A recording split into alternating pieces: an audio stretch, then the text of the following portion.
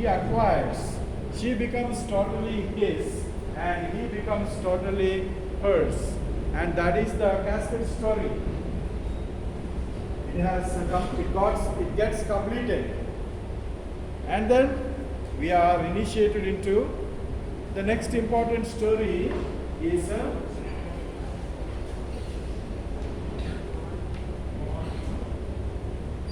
bond story. What is the bond story?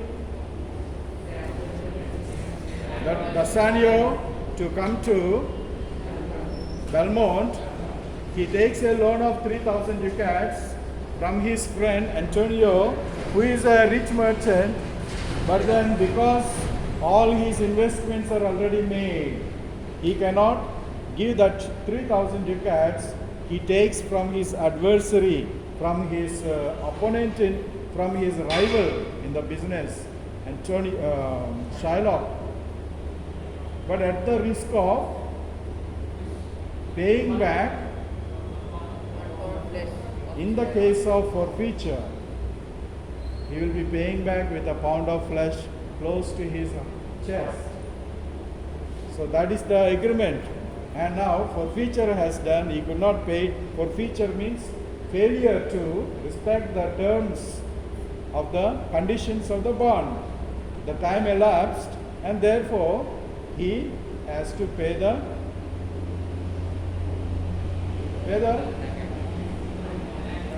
penalty. What is the penalty? He has to give pound of flesh. So that word pound is very important. We will see how important it is in the fourth unit, fourth act. So that's how we are introduced to, and now we hear, continuing the bond story, we hear that all the ships that were sent with the transport of heavy goods, costly goods to all the countries around the world, they are all in one way or the other not escaped the marring rocks, merchant marring rocks, the rocks in the sea. They somehow damage the ships. That means the ships meet with a wreck, accident, and they get drowned. That is the news confirmed not only by Tubal in the first scene, but even later Salarino comes with that news. Even Lorenzo wins that news. Lorenzo also hears that news later on.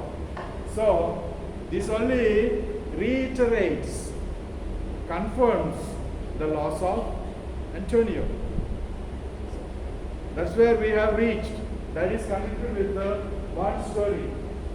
What are the other stories that are there? There is also a small story connected with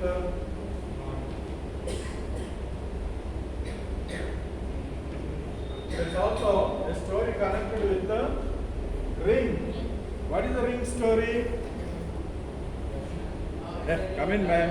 You have come on time. Huh? Jessica.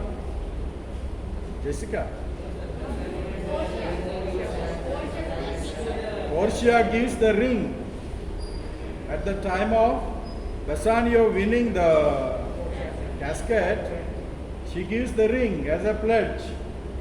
So through this ring, I pledge myself to be totally yours, and then keep it on your finger. What does he promise? It will be there always on my finger. If it is not there, think that Bassanio has breathed his last. Bassanio has died. What does that mean? That he promises to keep the ring on his finger till the point of death.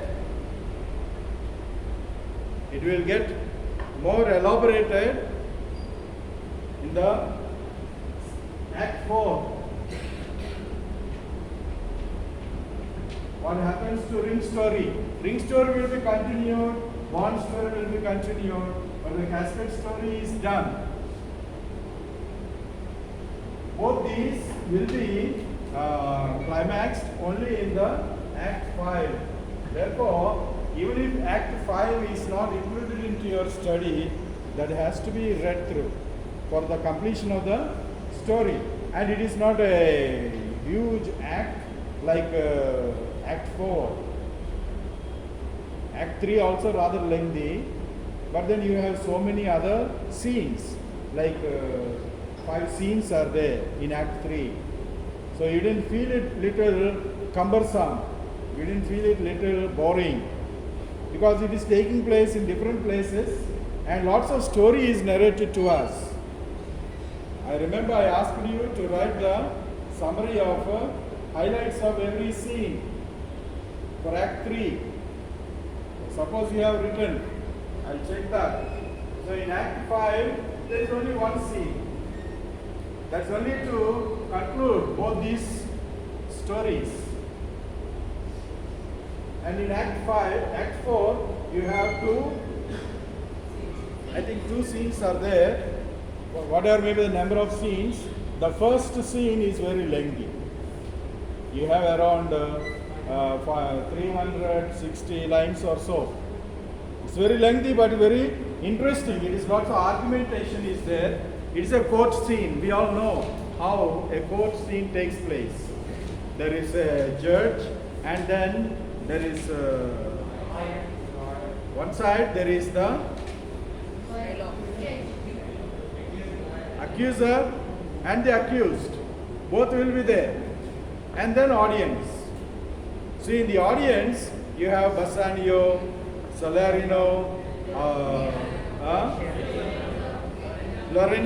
Lorenzo is at home. He is looking after. Don't forget, Lorenzo is at home. He is in Belmont, taking care of Portia's property. Jessica and Lorenzo. The others, Graciano, Nerissa is here. So, there is a duke in the place of the judge, and by his side there are members connected with that. There are magnificos are there. Who are the magnificos? Magnificos are noble people, noble men. They are also part of the panel of judges. But the supreme judge is the duke. And one side you have Shylock and his party, and the other side Antonio and his party, his supporters, and then there are main lawyers who will be there, advocates who will argue either for accuser or for the accused. So that is the court scene.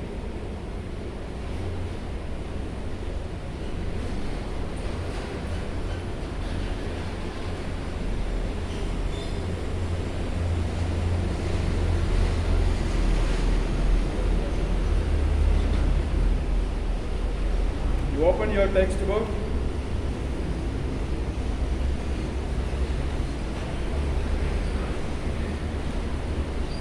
So in the last Act 3, Scene 5, we have seen how Portia and Nerissa, they plan to go to monastery, which is 2 miles away, and she sends Balthasar to go to Padua and meet her cousin Bellario, Dr. Bellario, an expert on law, to get his notes and his garments. What are these notes and what are these garments?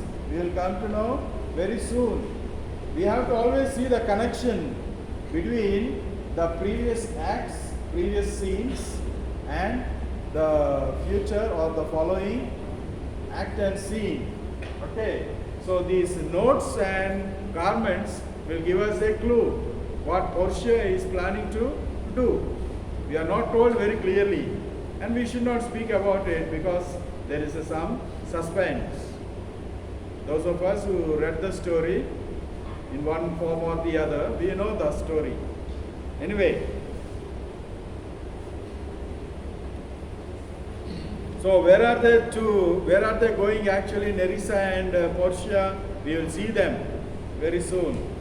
and she has already told us what kind of disguise she will wear and what kind of voice she will put up, how she would talk, how she would walk, and who would be prettier among them.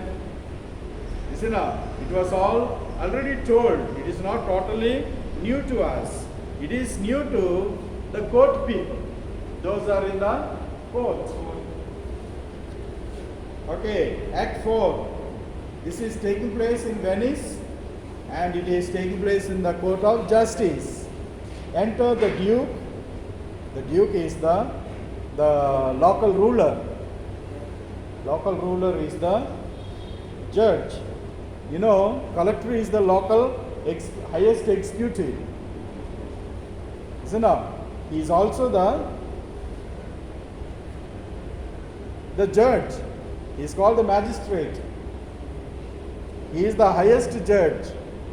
But then all other people working in the court, they bear the burden of delivering justice.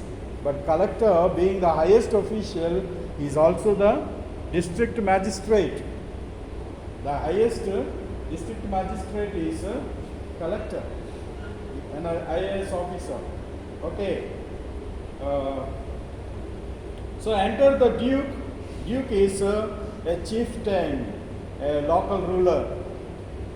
Kingdom is divided into dukedoms, and each dukedom like a province or a state, and each dukedom is ruled by a duke.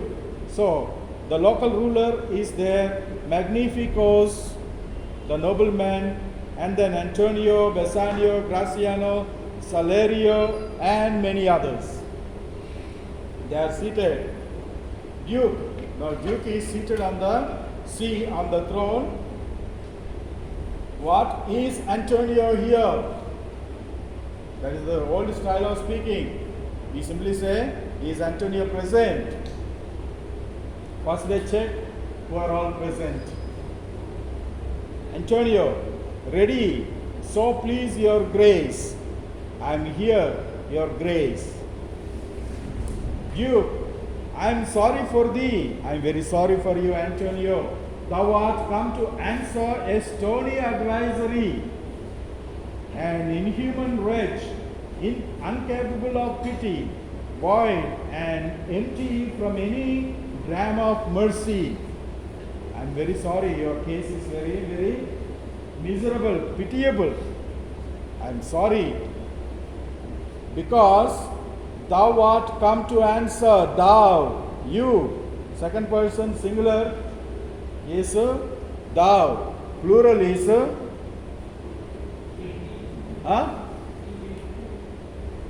what is the plural? I am speaking of the pronouns. Second person singular is thou, plural thou. And that's why, my dear idiots, when something new is said, you have to write down. You are simply blinking at me as if you are watching TV. I have been repeating this so many times.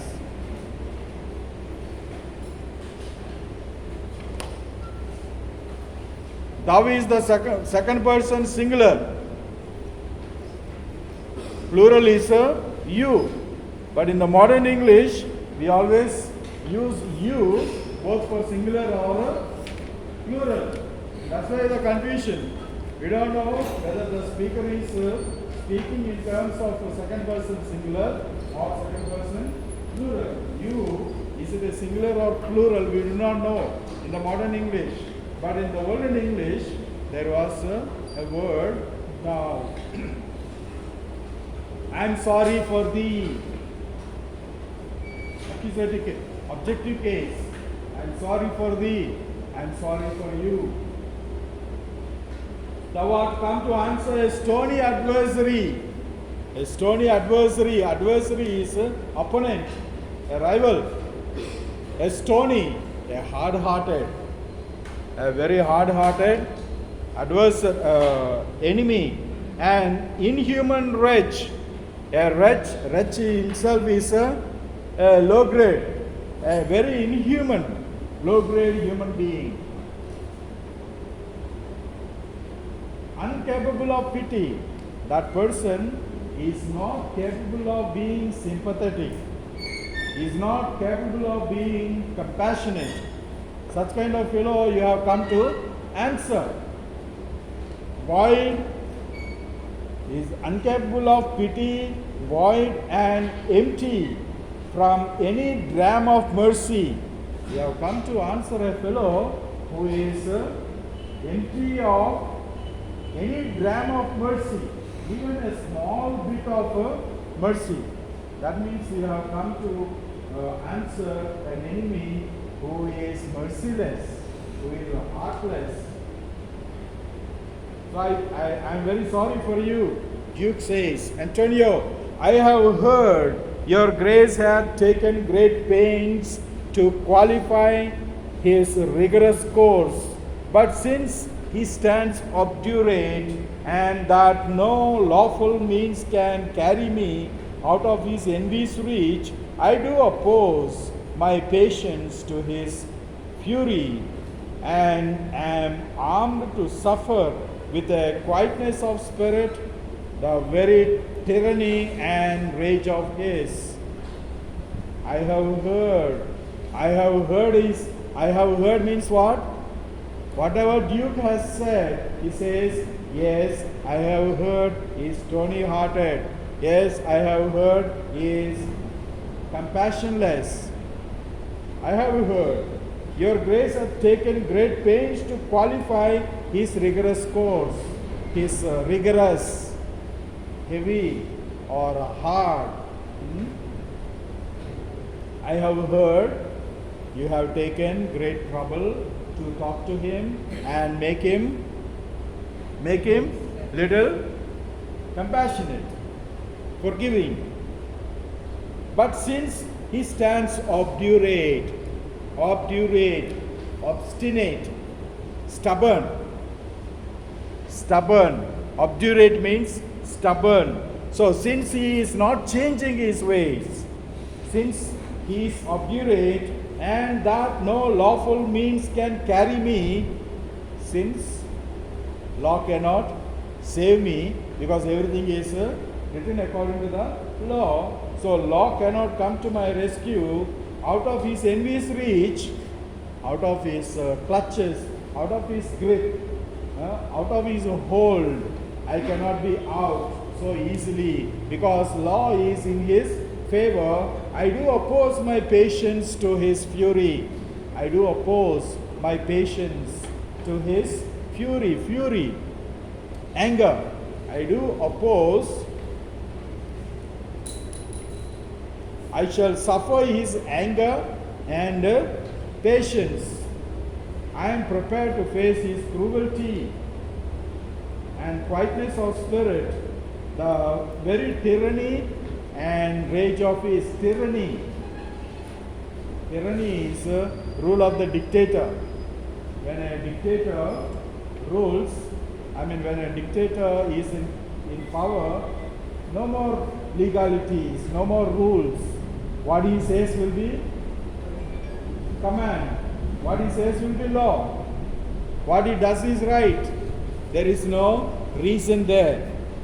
So, that kind of dictatorial rule and of his rage. What is rage? Intense anger, not ordinary anger. Not just staring at you with red eyes. No. It is intense, boiling, simmering anger. That is called rage.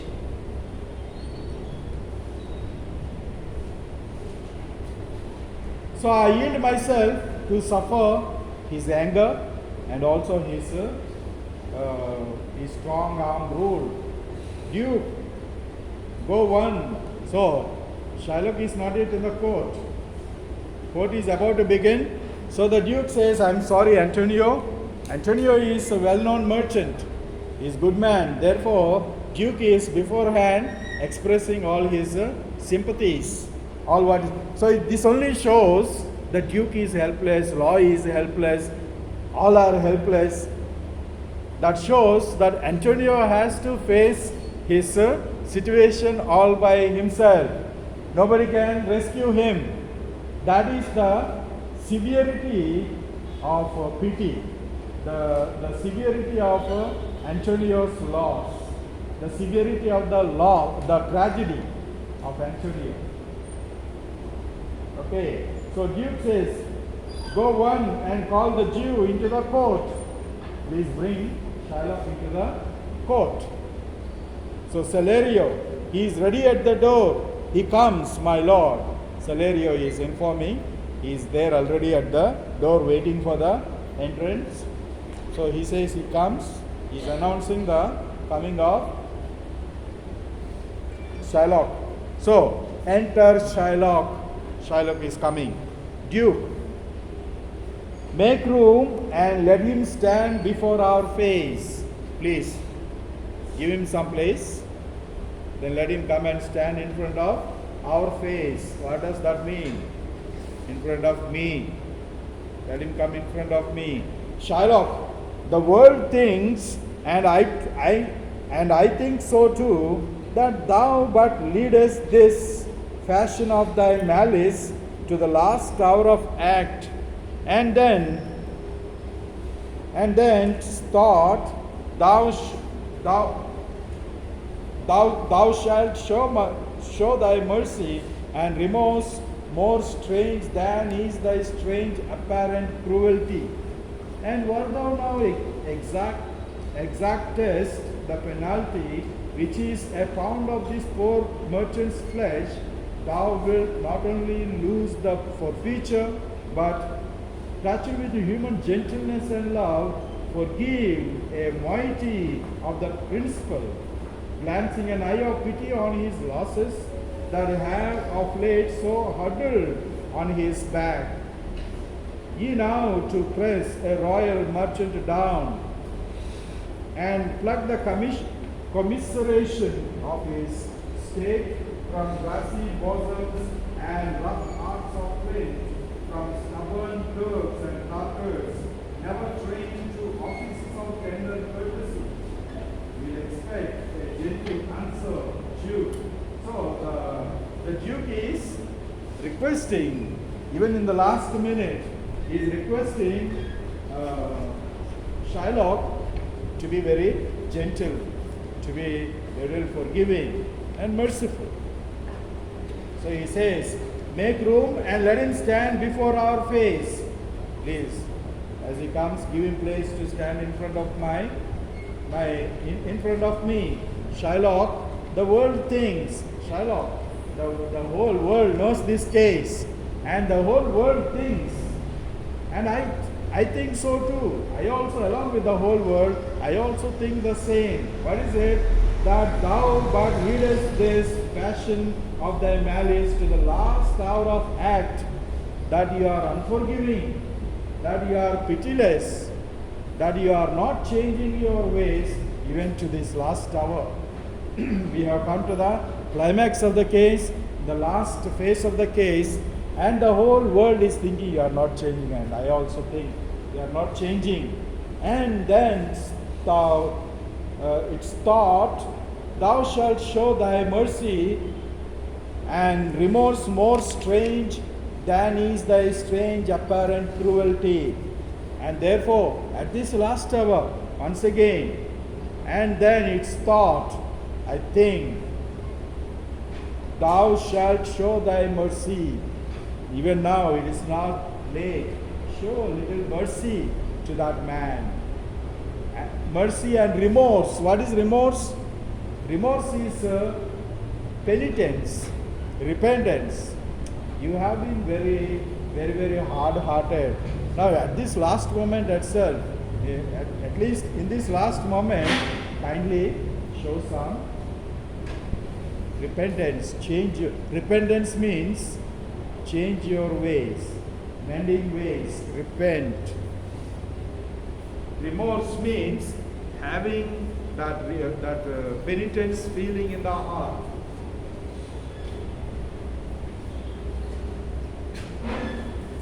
remorse.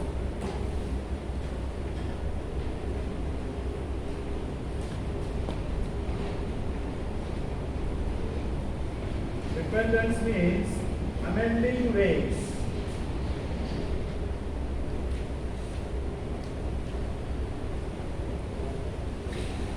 Amending ways, changing ways, altering ways.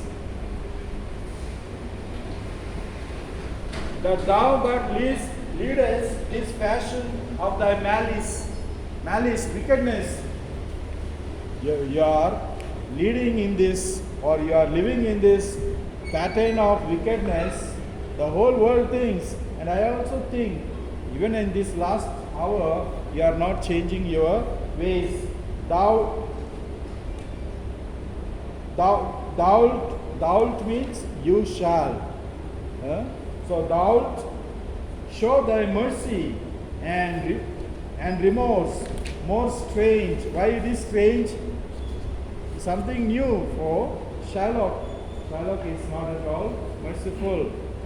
Than is thy strange apparent cruelty. Instead of being cruel, amend your ways. Show little mercy to this man. And where thou now exactest the penalty, where you exact means take. Exactest, that is thou. That is the style of grammatical way of speaking. It simply means where you take. Exact, that is take. And where thou now exactest the penalty for forfeiture, which is the penalty which is pound of this poor merchant's flesh. A pound of flesh you have to take from this poor merchant. Who is the poor merchant? Antonio. Thou wilt not only lose the forfeiture, you will not only lose the penalty, but touched with human gentleness and love. Touched with human gentleness and love. Being human. And the human qualities are being gentle, not offending other. Gentleness and love. Because of gentleness and love, or because of the human qualities, at least now, forget about the forfeiture. Forget about the forfeiture and do not be cruel. But touched with the human gentleness and love, forgive a moiety of the principle. Forgive a moiety, gram, a small piece, a little, a bit of principle. What is principle? Principle is the actual amount that you have given. Principal and interest, compound interest, you have heard those things. So the principal is the original amount that is given on loan. So reduce a moiety, a piece of, a portion of the principal. Glancing an eye of pity on his losses. Glancing, looking. Glancing means looking at the losses that he has incurred. At least have pity and reduce, not totally, but a bit of his principal amount. Glancing an eye of pity on his losses that have of late so huddled on his back. That have of late so huddled on his back. Huddled actually means come together. And here huddled means accumulated. They are accumulated where on his back. Back is meant for carrying the loads. So back is also meant for carrying the loads. And so he says, the Duke says, of late, because of the losses, he has incurred that much of financial burden on his back. Lots of financial burden is huddled, accumulated, and it is all on his back. Have pity on him. Have mercy on him. So that have of late so huddled on his back, he now to press a royal merchant down, and they are now heavy enough to press him down. Weight that is accumulated on his back, that is enough to weigh him down. So that is beyond his capacity now. He now to press a royal merchant down and pluck commiseration of his state and remove all his dignity. He is a famous merchant, and now all the losses, the burden of those losses have all come together as a heavy burden on his back. He has to carry them. You have mercy on him. You sit straight. We're all sleeping. From brassy bosoms and rough hearts of flint. Brassy bosom. Bosom supposed to be. Bosom is chest. And chest must be made of flesh, not brassy. What is brassy? Brass. Brass is a metal. Metal is supposed to be stiff and hard. Okay? And rough hearts of flint. Hearts made of flint. Flint is a type of stone which you use to make fire. So it's supposed to have hard surface. From stubborn Turks and Tartars, Turks, Middle Eastern people, some particular sect of people, they are supposed to be Turks. Turks from Turkey. People from Turkey are also called Turks. But Turk also means strong fellow. From stubborn, adamant, unyielding, not changing, sticking on to one point. Stubborn, obstinate, obdurate. That is the word you have heard today. Obdurate. Obdurate means stubborn. From stubborn Turks and Tartars, never trained to offices of tender courtesy, like the people, Turks and Tartars and many others who are not trained any time to hold, to be ready to execute the offices of a tender courtesy. They can be only rough and tough. They cannot be soft and tender, gentle and milder. They cannot be. Only people who are civilized, they can be gentle, they can control their anger, they can be soft, they cannot be so wild and rude. Wild itself means uncivilized. So civilization means dealing with the other in gentle manner. Learn that.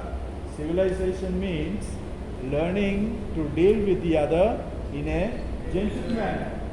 If you don't have gentleness, if you are only like a wild dog and wild donkey or wild buffalo running around, pushing down people, then we have no civilization. So he is asking finally, my dear dialogue, to be gentle, forgiving is an expression of civilization and courtesy. Courtesy is the biggest sign of civilization. So be courteous, be polite. So politeness, courteousness, mildness, gentleness, these are all expressions of civilization. We have to learn that. Civilization is not just putting on a mask or putting on some nice clothes. Fashions, not that. Civilization has to do with your mind and with your heart.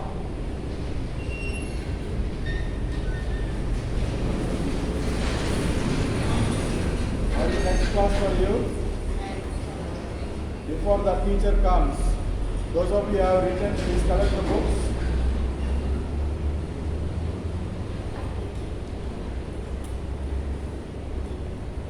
Collect from that line.